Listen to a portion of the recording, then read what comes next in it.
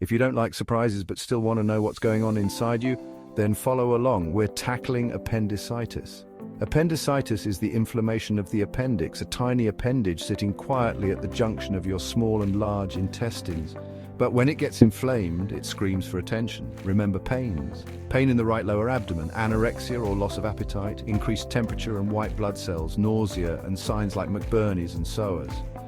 McBurney's point is where deep tenderness hits, 1/3 from your hip to your belly button. psoas sign is pain when extending your thigh. Assess McBurney's point for pain radiating to the umbilicus and rebound tenderness. High WBC and fever, red flags, sudden pain relief, it might have burst. Ultrasound or CT scans confirm the diagnosis. Treatment and appendectomy. Keep the patient NPO, avoid heat and manage pain with IV meds. Got all that? Great. You're on the way to mastering appendicitis.